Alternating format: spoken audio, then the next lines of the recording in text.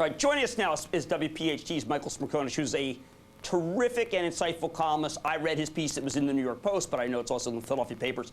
Michael, could you please explain to me whether political correctness got in the way of finding, perhaps even stopping, what happened on 9/11? It would appear, and thank you for having me back, Jim, and hello, Donnie. It would appear that, yes, that's the case. And let me set this up for you.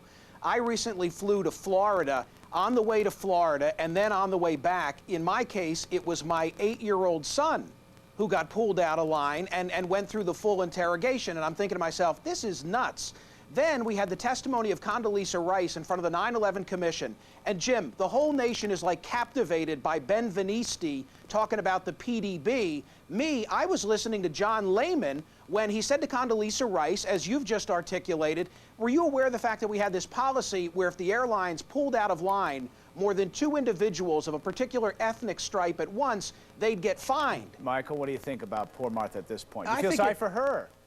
No, I don't feel sorry for her. It depends on the composition of the jury. Celebrity status can help, a la OJ, or it can hurt, like in the case of Leona Helmsley. I mean, if Martha Stewart gets a bunch of folks who have green pants with whales on them from Greenwich, then I think she's going to be in pretty good shape. That was about 6 trends ago, Michael. But if she, well, I don't know. I never had a pair in my closet. He's still doing the leather. What do you think? Well, now, wait a minute, Avery. My first job was with McDonald's, so I may be a little bit biased in favor of the Golden Arches.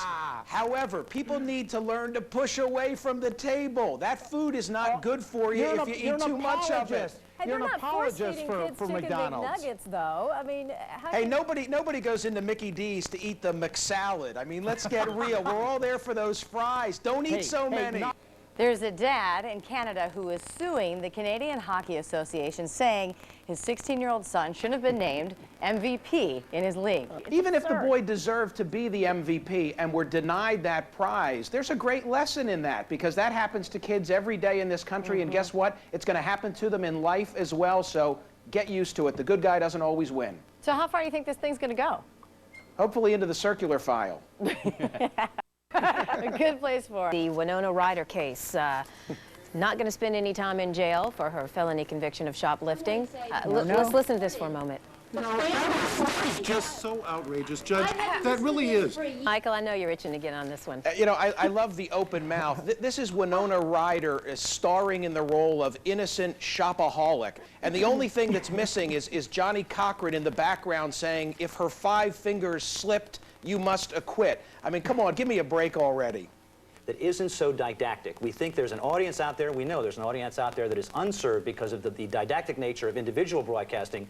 Ours is a broader, more entertaining view. You following that, Michael? I'm trying to. You're going to have to dumb it down if you want to succeed in the talk radio world. Forget the didactic part of it. Go back to the core argument. Maybe that's part of the problem. We've been dumbing down radio way too much so far. No, our audience is not to be dumbed down. Listen, my employer in Philadelphia is Infinity Radio, and they're one of the giants in this industry, and they would ditch me tomorrow. And I love Infinity, and I think they like me. But if there were someone who could get better ratings and sell more advertising, regardless of their political stripe, it's not about Republicans or Democrats, conservatives. It's about who can move the needle and sell advertising, and whomever that person is, they're going to be on the air. What is your take on the ruling for telemarketers on the basis of free speech? So, Sophia, I hate it when they call, and I use the old Seinfeld line. I say to the person, may I please have your telephone number, because I'd like to call you a little bit later tonight.